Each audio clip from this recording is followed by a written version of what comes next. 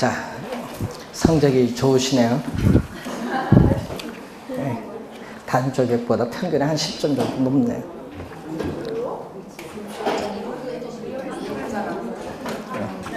다른 쪽에는 평균이 40, 한 3, 4점인데 54점, 55점 가까이 잘 나오거든요.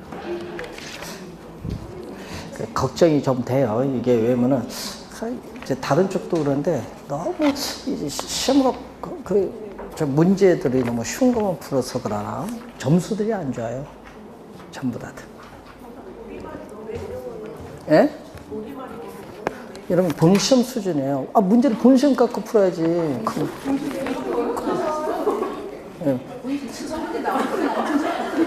기출문제 왜 풀어요? 너 눈에 익어서 그렇지.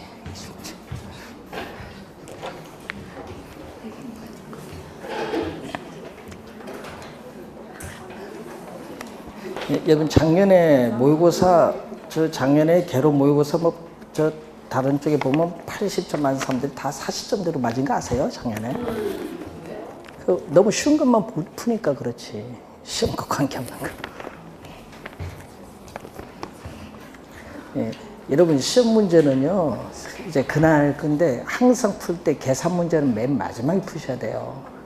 연습하셔야 돼. 오늘 답 8개씩인데 그걸 답지 옮기 연습도 좀 하시고, 예? 풀고 이제 찍는 연습도 좀 하시고.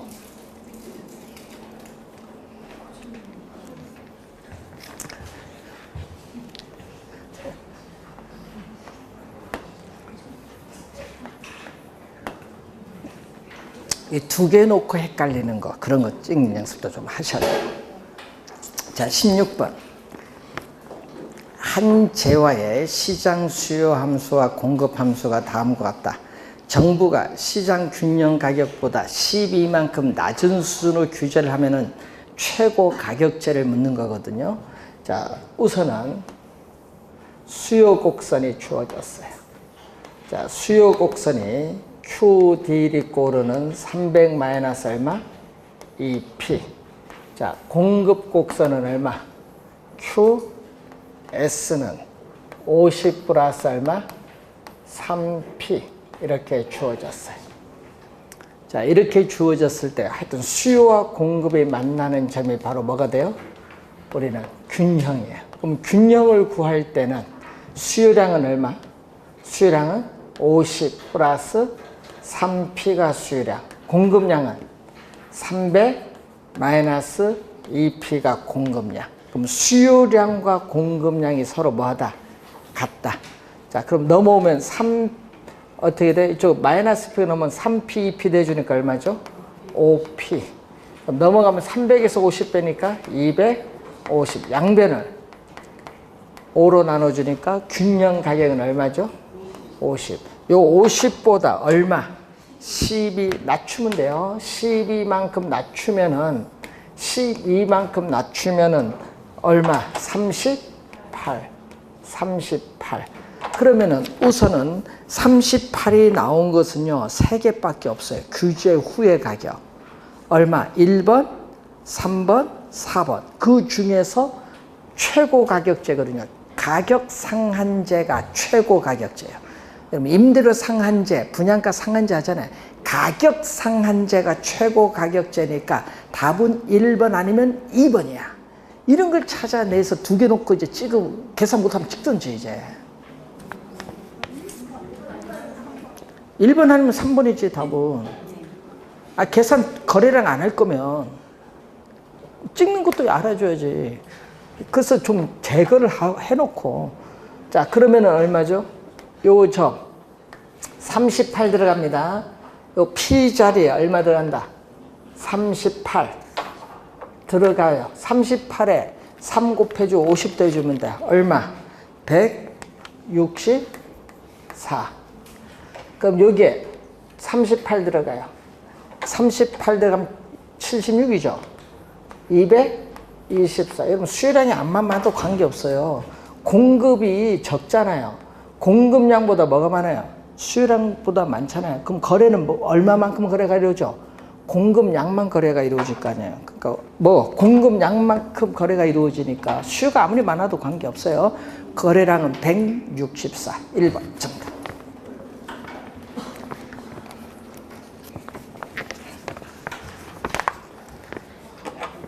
보면 어렵지 않은데. 네. 자, 17번. 정부에서 주택시장을 안정시키기 위해서 매도인에게 양도소득세를 중과하기로 했다. 자, 주택수의 가격 탄력성이 뭐다? 비탄력적. 주택수의 가격 탄력성이 비탄력적이고 주택 공급의 가격 탄력성이 뭐죠? 탄력적이다. 자, 이런 형태로 주어졌습니다. 자, 양도소득세를, 근데 이게 뭐죠? 우리 양도소득세 부가전 가격과 거래량. 자, 양도소득세를 중과세하면 세금을 부과하면 세금액만큼 공급 곡선이 수직으로 상향이동하는데 이렇게 가격은 오르고 거래량은 감소했는데, 자, 이 세금, 수직거린 세금 중에서 가격 인상을 통해서, 요건 누가 보다? 가격 인상을 통해서 수요자인 매수인이 부담을 하는 부분. 그 밑에는 요 노란 부분은 누가? 우리는 공급자인 매도인이 부담하는 부분. 자, 그러면 1번부터 보세요.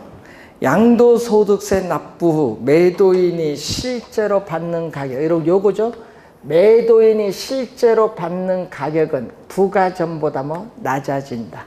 1번 맞는 지문. 자, 2번 양도소득세가 중과되기 전보다 중과 후에 주택 거래량은 감소한다. 맞는 지문. 3번 양도소득세 중과 후에 매수인이 지불하는 가격, 요거죠? 매수인이 지불하는 가격은 부가전보다 뭐 높아진다.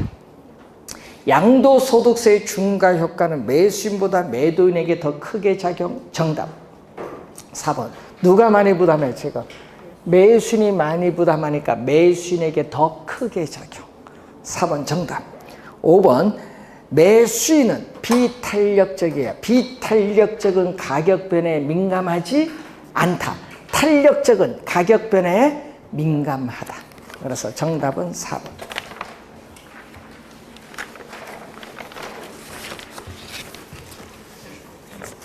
자, 18번. 오이험과 수익에 관한 설명으로 틀린 것은 오이험 추구형 투자자가 나오는데, 자, 여러분 위험 회피형 투자자도 있고요. 또 위험 뭐다? 추구형.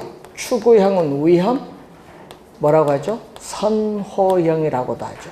위험 추구형 투자자, 위험 선호형 투자자는 기대 수익률이 똑같다. 자, 여러분 기대 수익률이 동일할 때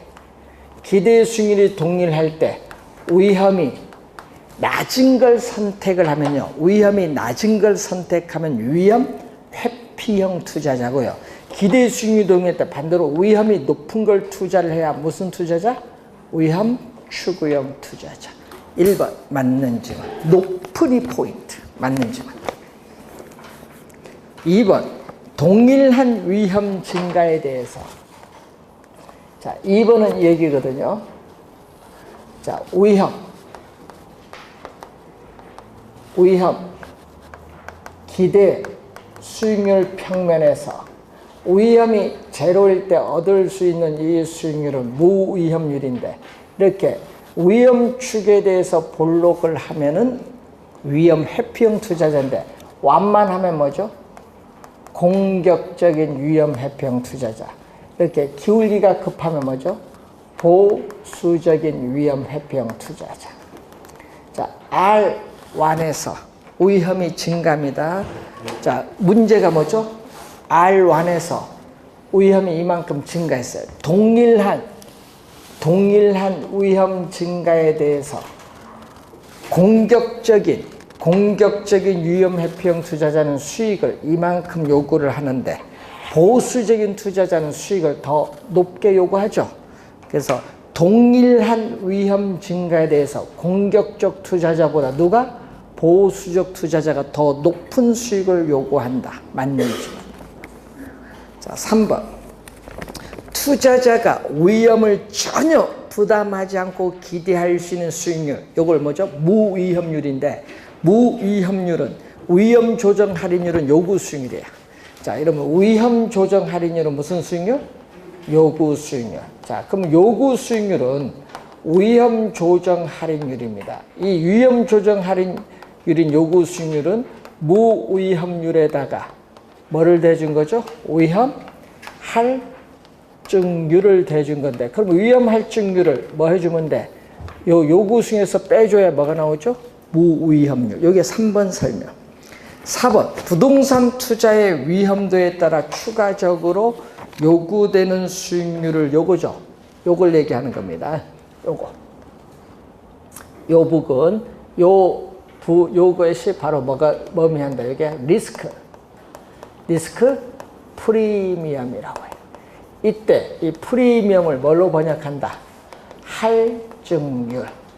위험 할증률 또는 뭐라고 한다? 위험 보상률이야. 위험 할증률, 보상률로 번역을 해요. 그래서 증대되는 위험에 대한 대가입니다. 그래서 추가적으로 요구되는 수익률을 말하죠.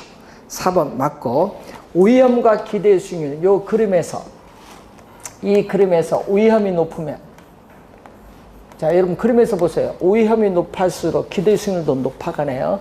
위험이 높을수록 뭐도 높아지고 있다? 기대 수익률도 높은데 화살표가 같은 방향으로 변동하면 우리 경제론에서 뭐라고 했죠?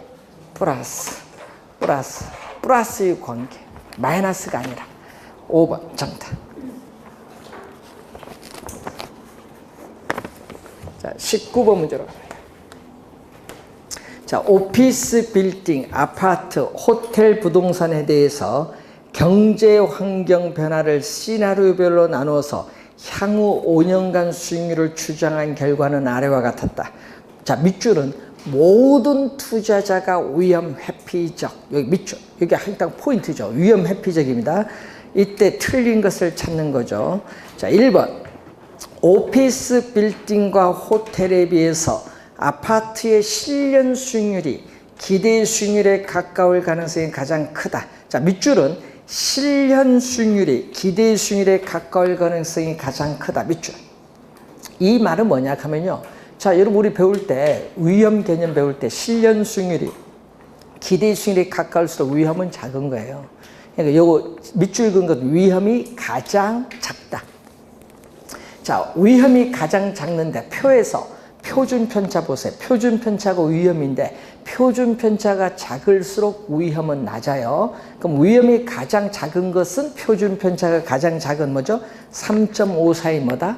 아파트. 그래서 1번 맞고요. 2번. 자, 2번 지문 보면요. 이 표준 편차가 뭐를 측정?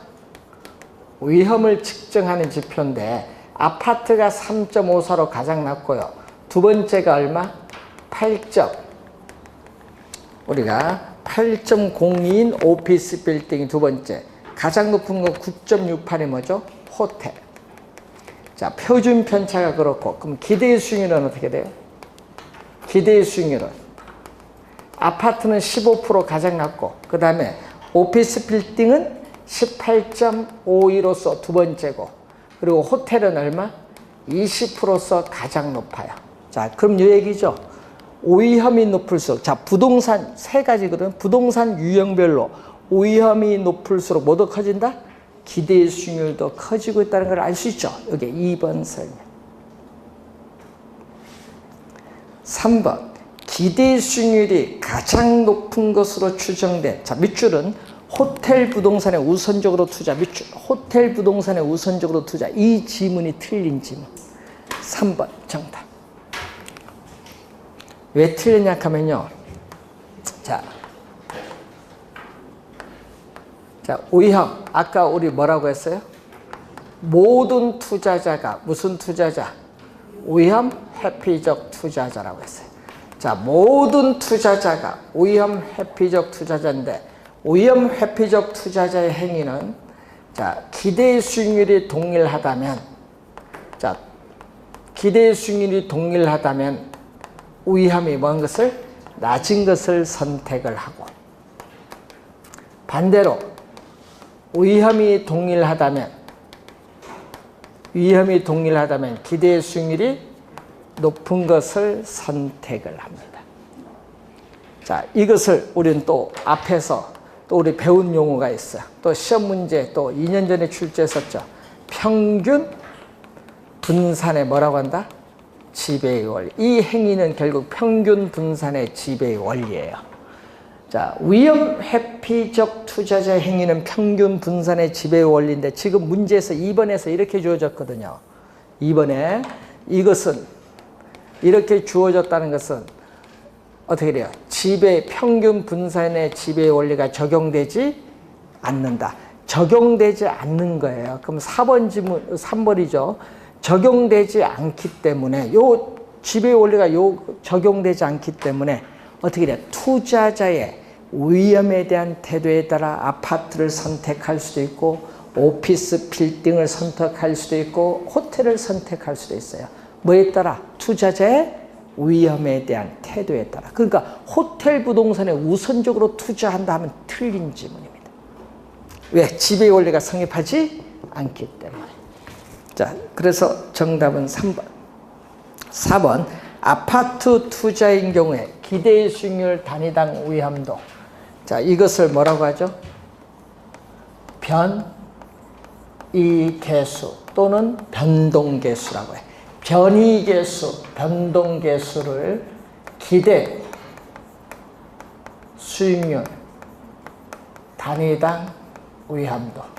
자, 여러분 기대 수익률 단위당 위험도를 묻는데 이때 기대 수익률 1%다. 위험도 표준 편차.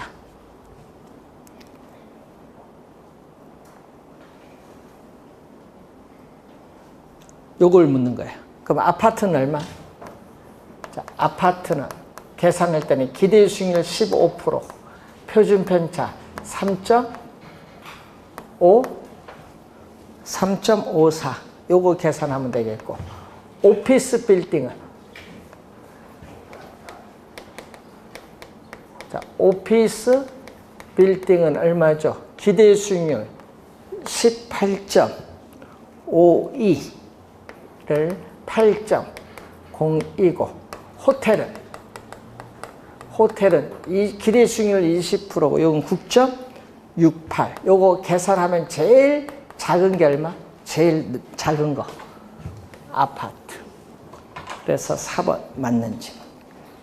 5번 세 가지 유형의 부동산 수익률이 완전히 상호 연관되어 있지 않다. 무슨 얘기야? 완전히 연관되어 있지 않다. 이것은 상관계수가 플러스 1도 아니고 마이너스 1도 아니란 얘기예요. 자, 이때 뭐가 된다면 분산 투자하면 어떻게 돼요? 자, 여러분 분산 투자를 하게 되면 그에 따라서 우리는 위험이 뭐한다? 감소하죠. 그래서 5번 맞는 질문입니다. 자, 20번 문제로 갑니다. 자, 다음과 같은 조건에서 부동산 포트폴리오의 기대 수익률을 구하는데 자, 우선 부동산은 두 가지가 나왔어요. A 부동산, B 부동산. 자, A 부동산에 뭐를 구한다? 기대 수익률을 구하는데 자, 불황일 때 몇 프로? A 부동산 20%. 자, 불황일 경우에는 20%가 되고 호황일 경우에는 70%가 나와 있어요. A 부동산 그 표에서 자, 이때 그것도 두 번째 칸 보세요. 자, 불황이 발생할 확률 60%, 0.6이고 호황이 발생할 확률 40%, 0.4가 돼요. 그럼 이게 몇 프로죠? 26, 12, 12%. 요거는 7, 4, 28, 28%. 12에 28% 더해주니까 몇 프로가 되죠? 40%가 돼요. A 부동산의 기대 수익률은 40%. 그러면 B 부동산의 기대 수익률은, B는 불황일 때 몇 프로? 10%. 호황일 때 30%가 주어졌어. 또 불황일 확률 60%, 호황일 확률 40%면 요거 6%, 12% 해줬더니 몇 프로? 18%가 주어졌죠. 자, 이 경우에 이제 구하고자 하는 게 포트폴리오 기대 수익률은 얼마냐? 자, 이 포트폴리오 기대 수익률은 포트폴리오를 구성하는 개별 자산의 기대 수익률, A는 몇 프로? 40%, B는 18%가 주었어요. 이때 요건 A, 포트폴리오를 구성하는 개별 자산의 기대 수익률의 가중치를 곱하는데, 가중치 A는 전체 100%에서 얼마만큼 투자 관련해? A 부동산 몇 프로? 40%를 투자하고, 전체 100%에서 B 부동산은 몇 프로를 투자? 60% 투자. 그럼 0.3이죠. 0.4를 곱해줘요. 40%에 0.4를 곱해주면 16%. 자, 요 0.6, 18%에 0.6을 곱해주면 얼마? 10.8%. 더해줬더니 얼마? 26.8%가 구하고자 한다. 26.8%. 자, 21번.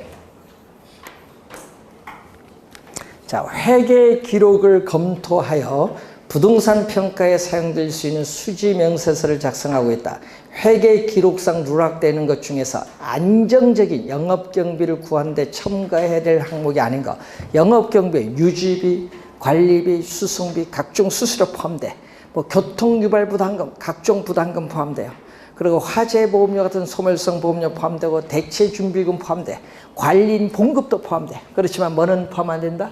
부동산 자체의 감가상각비, 부동산 자체의 감가상각비, 소유자, 봉급, 급여, 개인적 업무비, 부동산 가치를 증가시키는 자본적 지출 내지 뭐 대수선비, 이런 것은 영업경비에 포함되지 않는다.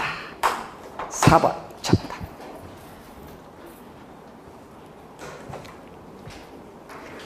22번. 올해 이런 문제 틀리면 큰일 납니다. 원래 개념 출제합니다. 이런 거 틀리면 안 돼요. 다음 중 내부 수익률로 오른 것만을 고른 것. 내부 수익률. 자, 원래 개념 나옵니다. 개념 순형가, 수익성 지수, 내부 수익률 개념 정확하게 기억해 두셔야 돼. 원래 출제하니까 알면서 틀리면 골치 아픕니다. 자, 부동산 투자로부터 장래에 예상되는 현금 유입의 무슨 가치? 현재의 가치. 자, 현금 유입의 현재 가치를 PV라고 하고, 현금 유출,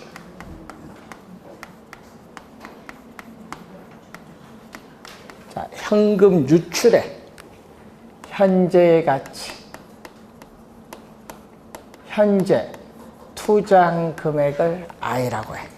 자, 현금 유입의 현재 가치와 현금 유출의 현재 가치를 서로 같게 만드는 할인율을 내부 수익률인데, 이 할인 현금 흐름 분석법에서는 항상 투자의 판단은 현재 시점입니다. 그러니까 현재 시점에서 항상 판단을 한다는 거예요. 그러니까 1번이 A가 틀렸죠. A가 뭐다? 현재 가치가 아니라 뭘로 해놨어요? 미래 가치 하니까 틀렸지. 이런 거 틀리면 골치 아픈 거예요. 미래 가치가 아니야. 투자의 판단 시점은 항상 현재.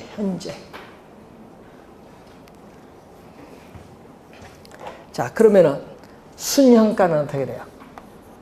자, 순현재 가치는 현금 유입의 현재 가치에서 현금 유출의 현재 가치를 뺀 거니까 서로 같잖아요. 같은 걸 빼니까 제로, 0이 되게 하는 할인율이고, 수익성 지수는 얼마? 자, 수익성 지수는 현금 유입의 현재 가치를 현금 유출의 현재 가치로 나눈 건데 요게 1이죠. 요거 공식 꼭 기억해야 돼. 1입니다. 1이 되게 하는 할인율을 말하고 또 투자한 그 자체에서 장래 예상되는 기대 수익률, 연평균 수익률을 말합니다. 내부 수익률은. 그래서 네 번째 D도 맞습니다. B, C, D가 맞습니다. 4번 정답.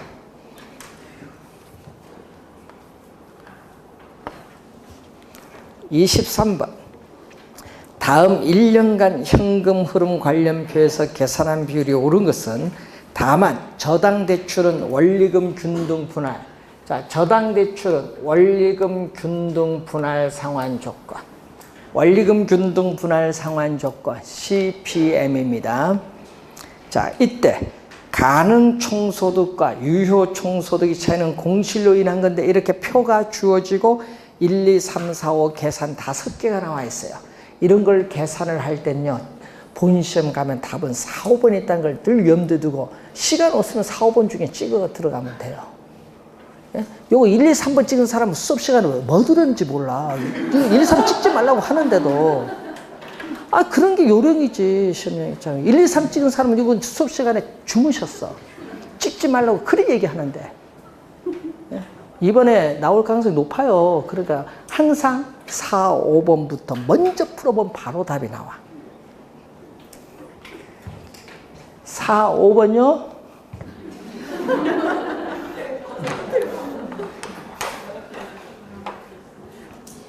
문제 풀면 뭐해? 연습시키는 건데. 본시험 가서 틀리지 말라고. 뭐 3번이요? 이런 문제 4, 5번이에요. 지금까지 다. 누가 3번이요? 아까 있죠? 이런 문제. 아, 그러니까 이게 좀 5개 다 계산을 해야 되잖아, 지금.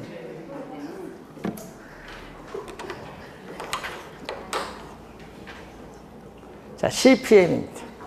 자, 매년 원리금 상환액.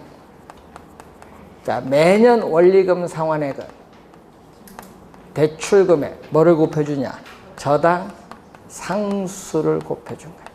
자, 지금 문제에서 부동산 가치 단위는 1,000원이에요. 1,000원, 공 3개 붙이면 돼요. 공 3개 붙입니다. 부동산 가치 공 3개 붙이니까 10억입니다. 10억 원. 대출 비율, 대부 비율은 80%니까 대출금은 10억에 80%인 8억 원. 대출금은 8억 원입니다. 자, 그럼 대출금 여기 8억 원이거든요. 그러면 1번에 저당 상수는 얼마? 저당 상수는 대출금 얼마? 나눠주니까 대출금 8억을 나눠줘야지.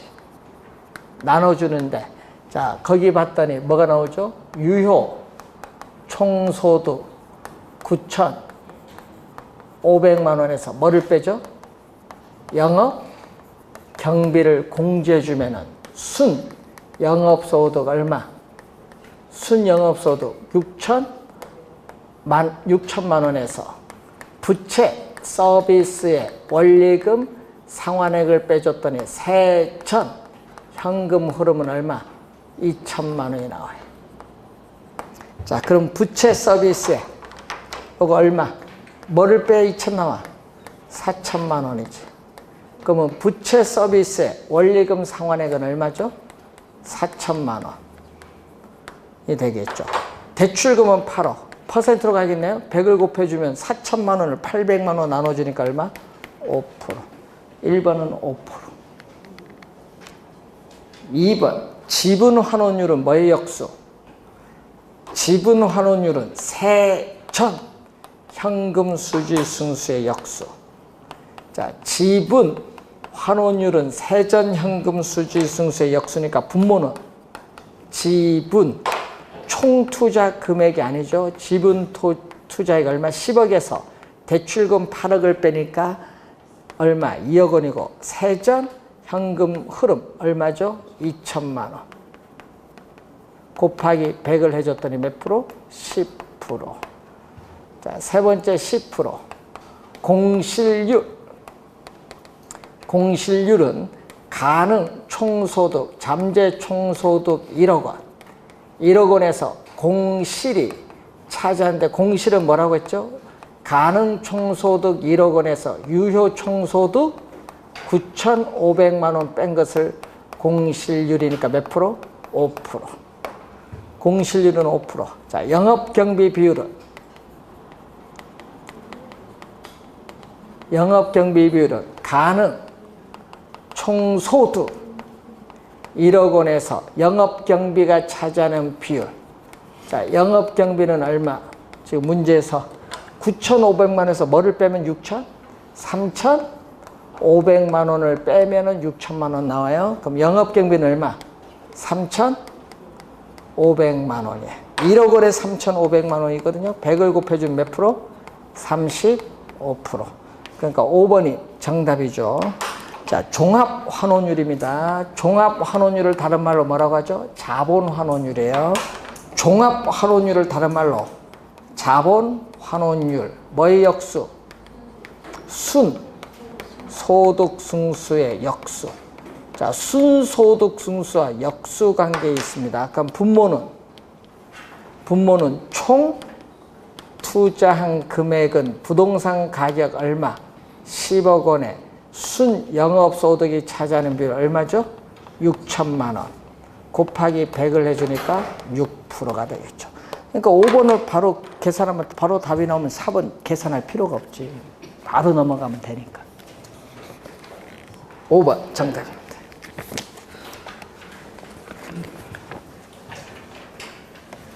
24번 문제. 다음에 제시된 내용을 근거로 임대사업 첫 해 동그라미. 첫 해입니다. 첫 해의 부채 감당률을 구하라. 자, 여러분 또 부채 감당률 요 공식은 매년 또 출제되는 용어. 작년 시험에도 나왔는데 작년은 말로 출제했죠. 부채 감당률은 매년 출제된다. 꼭 기억해 두셔야 된다. 순 영업소득이 부채 서비스에 원리금 상환액의 몇 배가 되는가 측정하는 지표. 자, 순영업소득 얼마? 지금 문제에서 유효총소득 얼마? 20억 원에서 영업경비는 유효총소득의 몇 프로? 예? 40%. 자, 유효총소득의 40%인 얼마? 8억. 자, 8억 원을 빼줬더니 순 영업소득은 12억 원. 자, 그러면 순 영업소득은 12억 원이에요. 자, 근데 우리 부채 서비스에 원리금 원리금 상환액 구해야 되겠네요. 자, 이것은 거기 나와 있죠. 자, 융자 금액은 60억 원, 연이절 10%, 30년 상환 조건에 매년 무슨 상환? 매년 CAM 원금 균등 분할 상환. CAM 원금 균등 분할 상환에서 매년 원금. 자, 매년 원금 상환액은 대출금 얼마죠? 대출금 지금 얼마? 60억 원 중에서 대출기간 만기는 몇 년? 30년. 그러면 첫 해만 구하면 돼요. 지금 첫 해 얼마? 2억 원. 2억 원. 이자는 매 기간 말 융자 잔고. 자, 매 기간 말 융자 잔고. 아직 첫 해는 돈 안 갚았으니까 대출금 얼마? 60억 원에 뭘 곱해주면 돼? 연. 이자율 몇 프로죠? 지금 10%. 10%. 60억 원에 10% 곱해주니까 얼마? 6억 원. 더해주면 얼마? 원금 플러스 이자. 원리금은 8억 원. 자, 부채 서비스의 원리금 상환의 첫 해 얼마? 첫 해 8억 원. 계산을 했더니 4억을 분모 분전 한 게 428, 4312. 1.5. 5번 정답.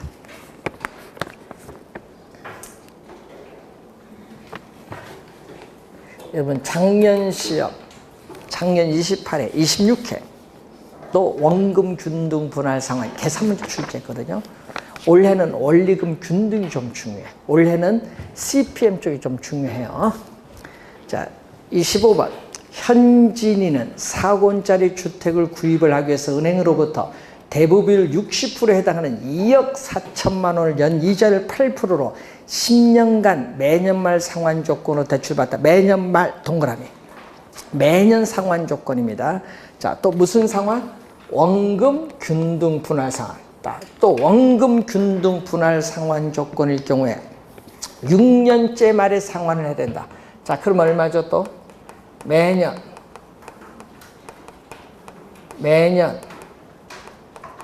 원금 상환액은 대출금 얼마? 대출금 2억 4천만 원. 만기, 대출기간 만기 10년. 했더니 첫 번째 해에 2,400만 원. 5년 차 2,400. 6년 차에도 2,400. 이렇게 매년 갚아나가는 금액이 2,400만 원으로 뭐다? 동일한다. 우리 구하는 건 요걸 구하는 거. 6년 차. 그럼 이자는 얼마? 이자는 융자잔고 매 기간 말 융자잔고인데 융자잔고가 얼마냐? 요게 문제죠. 여러분 5년까지 돈 갚았어요. 네? 2,400만 원 곱하기 5 해주니까 1억 2천만 원 갚았거든요. 그럼 대출금 2억 4천만 원에서 1억 2천을 빼니까 얼마? 융자잔고는 1억 2천만 원이에요. 자, 여기다가 뭐를 연 이자율 몇 프로? 8%를 곱했더니 얼마? 960만 원. 원금 플러스 이자를 대준 원리금 상환액은 얼마죠? 3,360만 원이 정답. 3,360만 원. 3번 정답. 자, 26번 올해 또 대출 상환 방식도 출제를 하는데 잘 공부해 두셔야 됩니다. 자, 원금 균등 분할 상환 이거 배운 걸 보면서 자, 대출 기간 동안 매기 이렇게 원금은 뭐? 원금은 이렇게 똑같네. 균등하게 분할 상환하고 이자는 점차 줄죠. 여러분 원금이 균등 분할 상환을 하면요. 융자 잔고도 일정 금액씩 줄어들어요. 융자 잔고가 일정 금액씩 줄어들면 이자도 일정 금액씩 이렇게 줄어들어. 이게 바로 CAN이야. 이자도 이렇게 점점 줄어들어. 네? 그래서 1번 맞는지만. 2번 원리금 균등 분할 상환 방식의 원리금은 대출금에 뭐를 곱한다? 예, 감채기금 계수가 아니라 요걸 곱한 거예요. 원리금 균등 분할 상환은 대출금의 저당 상수를 곱하여 구합니다. 2번 정답. 자, 만기 일시 상환 방식은 만기 이전에는 이자만 상환하다가 만기에 일시로 원금을 상환하는 방식이죠. 그러다 보니까 어떻게 나와요? 예? 만기까지 이자는 대출금의 이자율을 곱한 이자는 다 만기까지 뭐 한다? 똑같을 수밖에 없지. 응?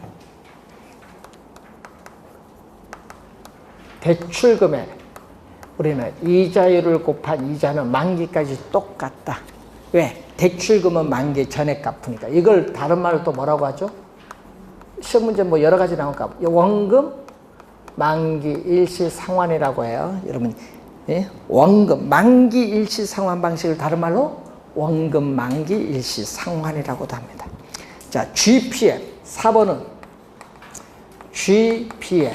요걸 우리는 체증식 우리 상환 방식 또는 점증 상환 저당 대출인데 원리금 상환액 부담을 초기에는 적게 하는 대신 기간이 경과할수록 원리금 상환액 부담을 늘려가는 방식인데 문제는 미래에 소득이 증가할 것으로 예상되는 젊은 소득 부부 계층에게 유리한 상환 방식.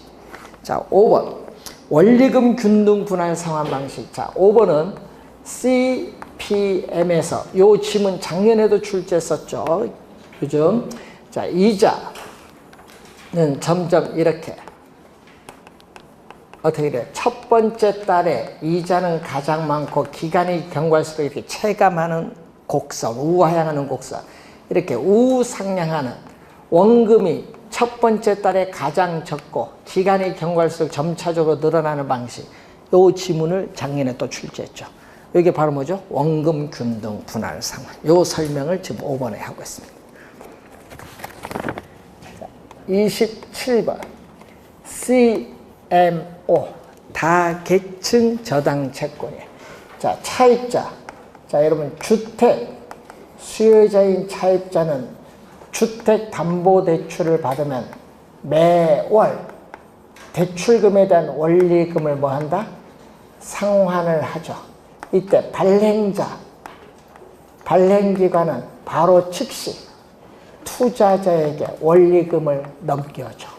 CMO를 발행해서 줬는데 투자자에게 뭐를 넘겨준다? 원리금을 받자마자 넘겨준다. 그러면 원리금을 받을 수 있는 권리, 원리금 수치에 따른 현금 흐름 지분권은 투자자가 보유해. 그럼 차입자가 조기 상환하면 발행기관도 또 투자자에게 조기 상환한다. 왜? 원리금 받을 수 있는 권리가 누구한테 있기 때문에 투자자. 그래서 CMO는 투자자가 조기 상환 위험 부담한다. 요 두 개는 같이 다니는 짝꿍이에요. 또 채권을 발행할 때는 담보가 있어야 돼요. 자, 투자의 안전을 위해서 담보가 있습니다. 주택, 저당 채권 집합물, 이걸 담보로 합니다. 이걸 저당풀이라고 하는데 주택 저당 채권 집합물, 이 저당풀을 담보로 해서 발행기관의 신용을 가지고 채권을 발행해서 투자자에게 매각하기 때문에 이 소유권은 발행기관이 보유한다. 자, 그래서 이 저당 채권의 총 발행에 이 하나의 저당 집합, 이 저당 집합을 뭐라고 하죠? 풀이라고 해요. 풀. 하나의 저당 집합, 저당 풀인데 이 발행자가 이 저당 풀에 대한 뭐를 가지고 있어요? 발행자가 이 저당 풀에 대한 소유권은 누가 가지고 있어? 발행자. 니은 투자자가 가진 게 아니다. 누가 가지고 있다? 발행자. 니은은 틀렸어. 그리고 뭐를 담보? 요거 이 주택 저당 채권 집합물, 이 저당 풀을 담보로 발행되는 채권. 디귿 맞는 지분. 그리고 네 번째, 하나의 저당풀. 요 하나의 이 저당풀에 대해서 CMO는 어떻게 돼요? 이 하나의 저당풀에 대해서 우리는 이렇게 뭘로? 우리는 만기가 다양한 트렌치로 나누는데 만기는 몇 년? 1년, 2년, 3년, 5년, 7년, 10년, 15년, 20년이죠. 자, 그래서 하나의 저당풀에 대해서 동일한 상환기간을 가진 채권이 아니라 채권의 존속 시기, 상환기간이 이렇게 다양한 채권으로 구성되죠. 그러니까 몇 번? 네 번째는 틀렸고 다섯 번째 맞네요. 3번 정답.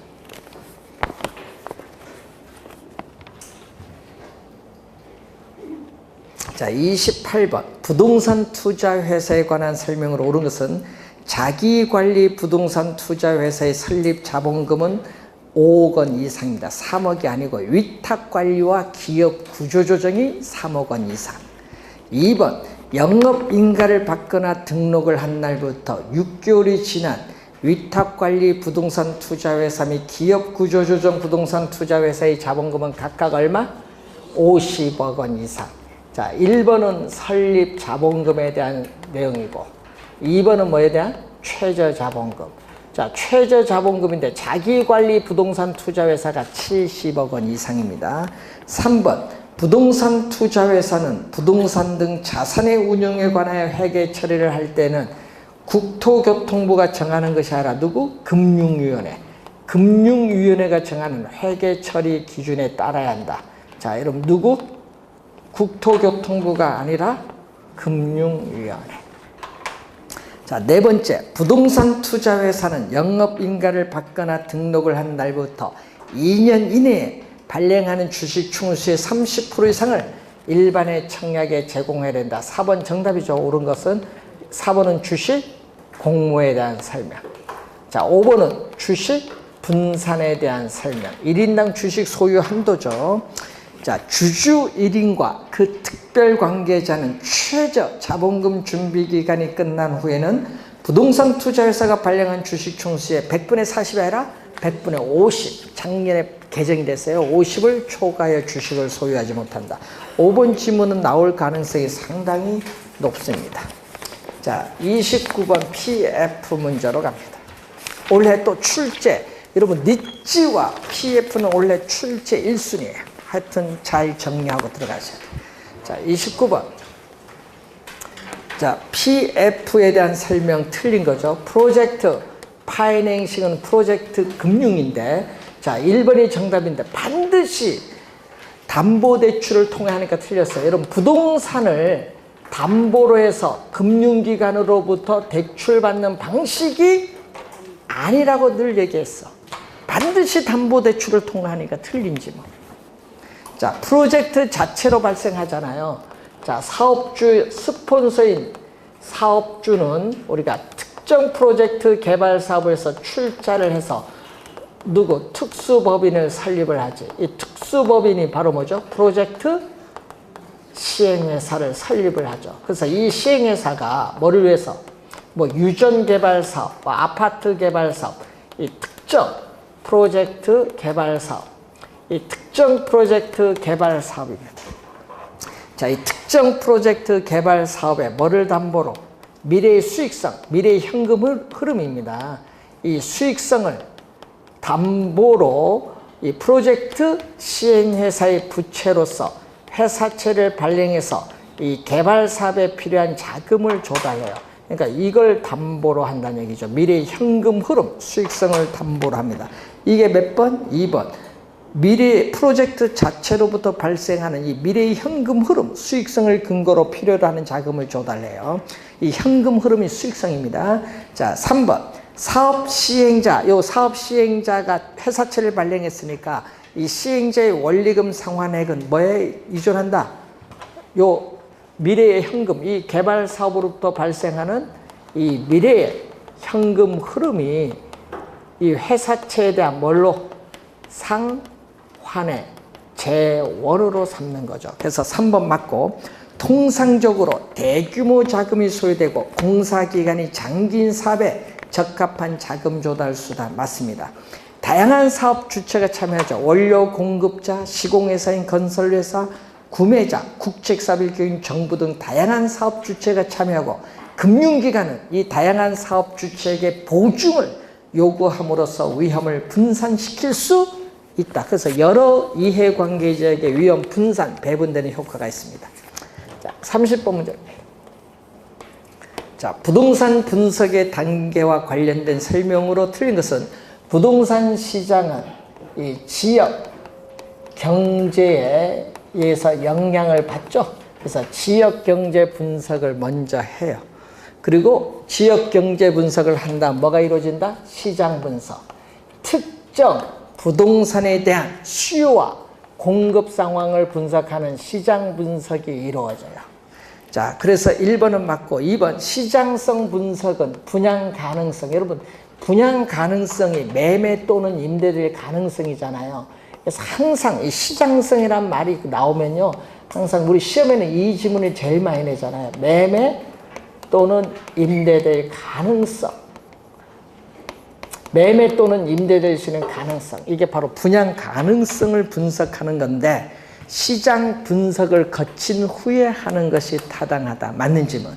자, 타당성 분석은 투자자들의 자금을 끌어들일 만한 충분한 수익성이 있느냐, 수익성 분석하는 건데, 시장성 분석 이전이 아니라 시장성 분석 이후에 해야지. 3번 정답. 4번 부동산 투자 분석은 투자 사업에 대한 타당성 분석에서의 뭐를? 현금 수지 정보를 근거로 해서 시행하는 것이 바람직하고, 투자 분석은 5번 분석 대상 투자 사업의 최종적인 어떻게 돼요? 시행 여부를 결정하는 게 투자 분석. 순서 5개 꼭 기억해 두고, 특히 시장 분석과 시장 분석은 같은 용어가 아니다. 시장 분석이 먼저 하고 시장성 분석은 나중에 이루어진다라는 거 기억해 두셔야 되겠습니다. 자, 잠시 쉬고 31번부터 하겠습니다.